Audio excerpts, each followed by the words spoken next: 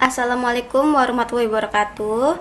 Perkenalkan, kami dari kelompok 4 yang beranggotakan Atiatul Maula, Clarissa Lilian, Muhammad Saiful Anwar, Jaharani Janeta, Cynthia Nabila, dan Atifah.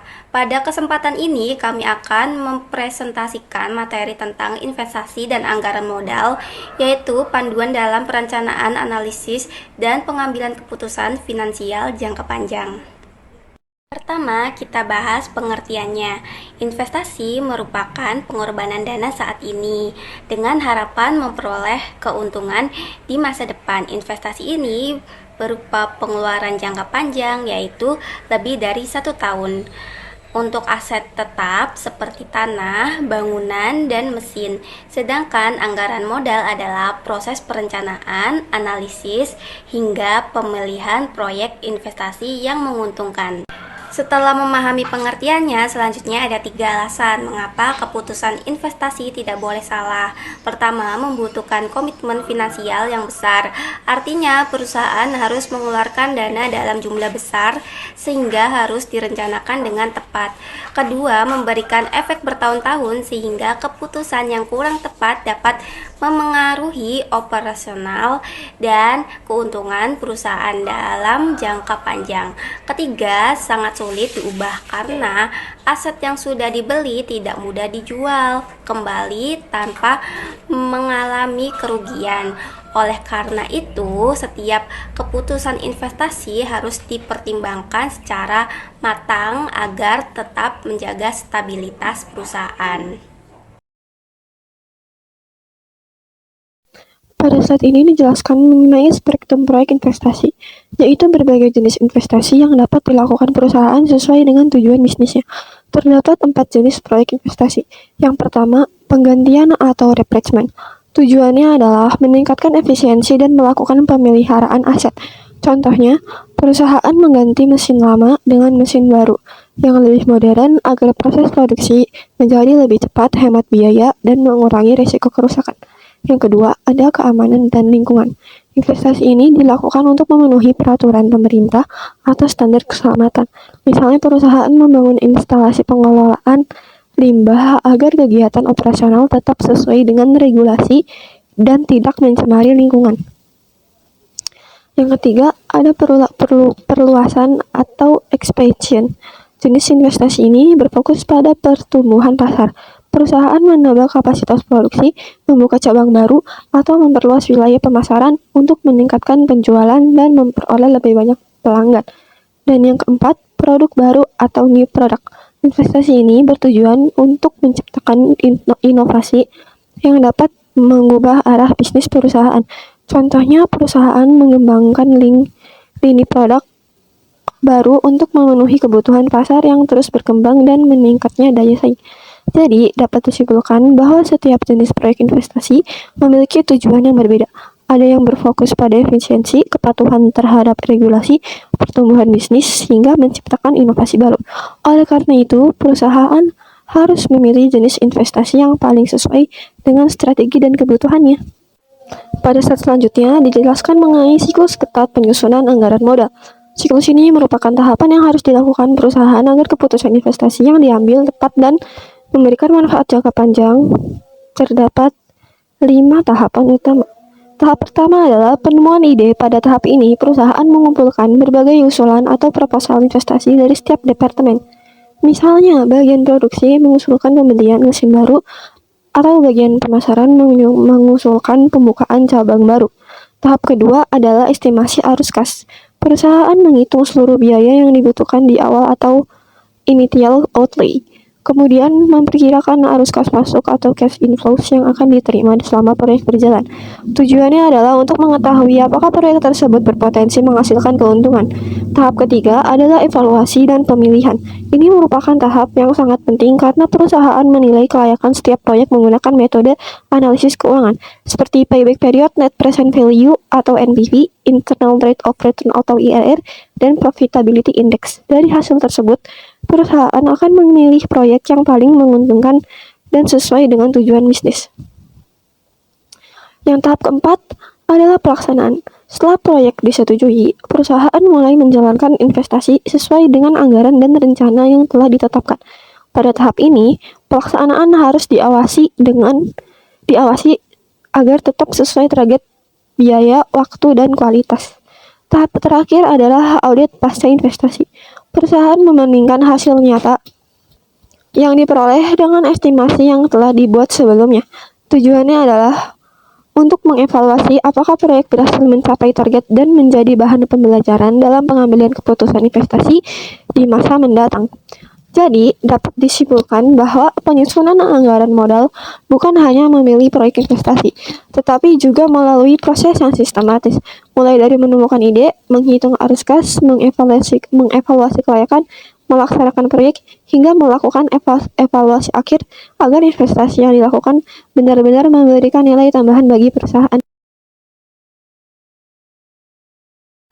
Pada slide ini akan menjelaskan evaluasi kelayakan finansial. Evaluasi kelayakan finansial ini adalah proses penilaian apakah suatu investasi ini layak dilakukan atau tidak berdasarkan aspek keuangan. Terdapat dua pendekatan, yaitu ada metode non-diskonto, di mana metode ini tidak memperhitungkan nilai waktu uang, sehingga lebih fokus kepada kecepatan pengambilan modal dan likuiditas perusahaan.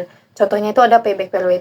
Yang kedua itu ada metode diskonto, di mana metode ini memperhitungkan nilai waktu uang sehingga memberikan hasil yang lebih akurat dalam menilai keuntungan investasi. Contohnya itu ada net present value atau NPV, ada internal rate of return atau IRR, dan juga ada profitability index atau PI. Pada slide selanjutnya ada payback period, di mana metode ini adalah metode yang digunakan untuk menghitung waktu yang dibutuhkan agar investasi awal dapat kembali melalui arus kas proyek. Semakin cepat investasi kembali, semakin rendah juga risiko dan semakin baik juga tingkat likuiditas perusahaan. Suatu investasi dinyatakan layak apabila payback period ini lebih pendek dari target waktu yang ditentukan. Perusahaan, kelebihannya adalah metode ini mudah dipahami, sedangkan kelemahannya itu memperhitungkan nilai waktu uang serta mengabaikan arus kas yang diterima selama periode pengembalian tercapai.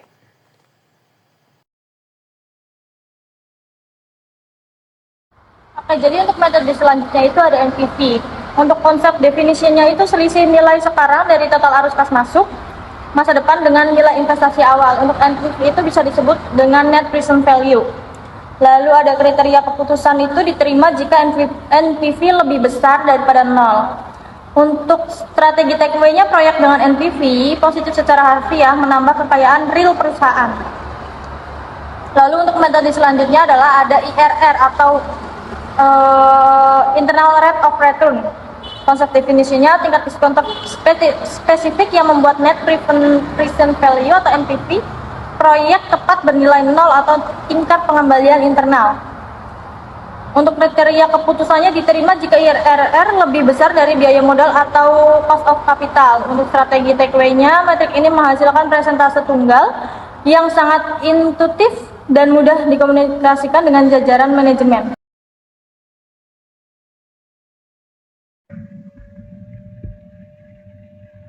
Slide 10. Profitability Index dalam kurung PI. Profitability Index adalah metode untuk menilai kelayakan investasi dengan membandingkan nilai sekarang dari arus kas masuk dalam kurung present value cash inflows dengan investasi awal. Rumusnya PI sama dengan present value cash inflow tambah initial investment. Jika nilai PI lebih 1, maka proyek layak diterima karena manfaat yang diperoleh lebih besar dari biaya investasi. Sebaliknya, jika PI kurang dari 1, proyek tidak disarankan.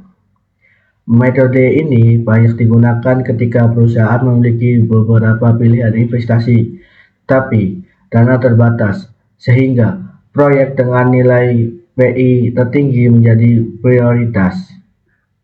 Cash inflows. Cash inflows adalah arus kas masuk yang diterima perusahaan seperti pendapatan penjualan atau penghematan biaya. Sedangkan cash Outflow adalah dana yang dikeluarkan untuk investasi, seperti pembelian mesin atau biaya operasional. Slide 11.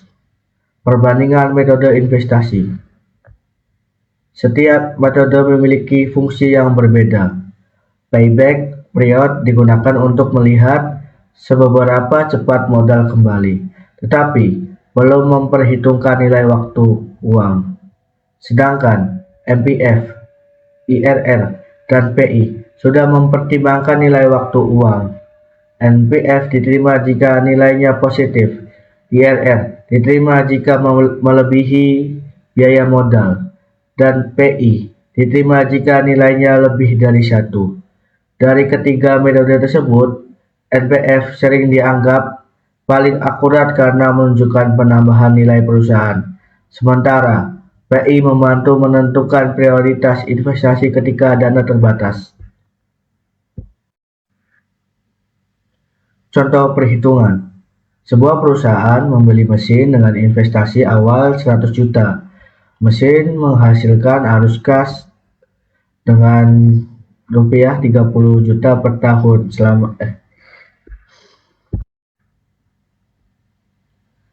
Contoh perhitungan. Sebuah perusahaan membeli mesin dengan investasi awal 100 juta rupiah. Mesin menghasilkan arus kas 30 juta per tahun selama 5 tahun dengan tingkat diskonto 10%. Pada metode NPF, total nilai sekarang arus kas adalah 100 juta 723.000. NPF sama dengan 113 juta 723.000 dikurangi 1 juta, maka hasilnya 13.723.000. Karena NPF bernilai positif, investasi tersebut layak dijalankan. Pada metode payback period, PP sama dengan 100 juta dibagi 30 juta, sama dengan 3,33 tahun. Artinya, modal perusahaan kembali dalam waktu sekitar 3 tahun 4 bulan. Studi kasus perusahaan. PT Maju Jaya ingin membeli mesin produksi baru. Yang pertama, investasi awal senilai 500 juta rupiah, umur proyek 5 tahun, cash inflow 150 juta per tahun, tingkat diskonto untuk PI 10%. Internal Rate of Return IRR. Rumus IRR karena IRR dihitung dengan mencari tingkat bunga yang membuat NPF 0%. Internal Rate of Return IRR. Rumus IRR karena IRR dihitung dengan mencari tingkat bunga yang membuat NPF sama dengan 0, maka rumus dasarnya adalah 0 CF di dalam kurung 1 tambah IRR dikurangi 1 0. Apabila dihitung secara manual menggunakan interpolasi, IRR sama dengan I1 tambah NPF 1 dikurangi NPF 2 dikali dalam kurung I2 dikurangi I.1. Keterangan I.1 tingkat diskonto pertama, I2 tingkat diskonto kedua.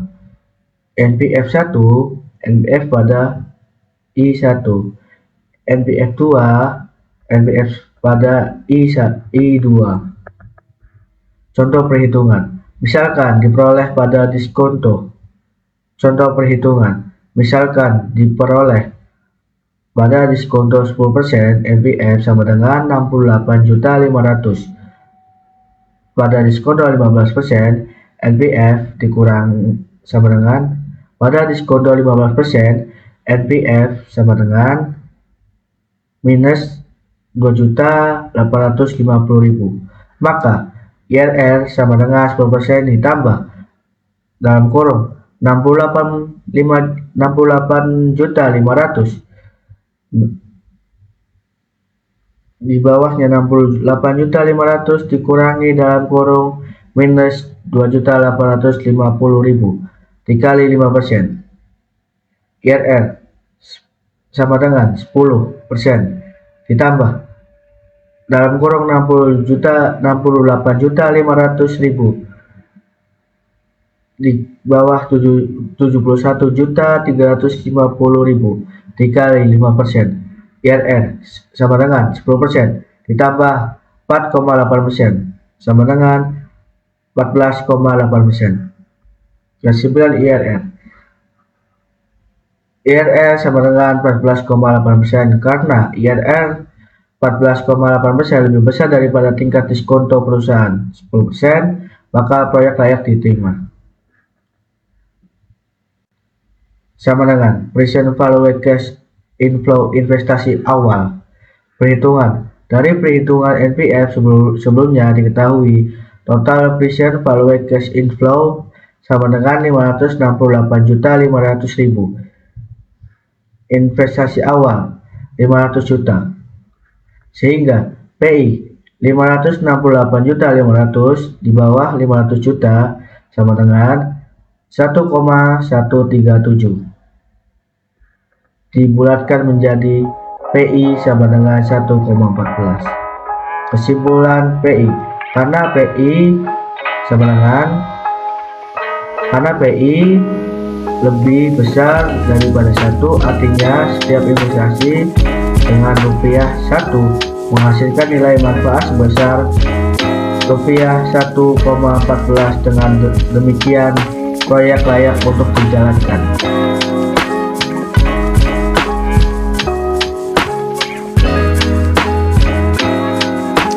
Di sini saya akan menjelaskan tentang realitis masa depan atau mengelola ketidakpastian dan risiko. Masa depan itu tidak pasti, tetapi anggaran modal wajib menggunakan manajemen risiko. Maksudnya, sebelum berinvestasi, perusahaan harus memperkirakan risiko yang mungkin terjadi agar tidak mengalami kerugian. Di sini terdapat 2 analisis. Yang pertama itu ada analisis sensitivitas, yaitu menguji kelayakan jika satu variabel spesifik berubah secara tiba-tiba. Contohnya, lonjakan harga bahan baku. Yang kedua itu ada analisis skenario. Analisis skenario dilihat dari 3 kemungkinan. Yang pertama itu ada best case atau terbaik. Yang kedua ada best case atau normal. Yang ketiga ada worst case atau terburuk. Tujuannya untuk menguji kelayakan proyek dalam 3 kondisi komprehensif yang mensimulasikan realitas makro. Selanjutnya itu ada kaidah emas keputusan investasi. Keputusan investasi optimal diperoleh dari gabungan kuantitatif dan kualitatif, yang artinya keputusan investasi tidak hanya melihat dari hasil perhitungan seperti NPV, IRR, atau PI, tetapi juga mempertimbangkan strategi bisnis, peluang, dan risiko di masa depan.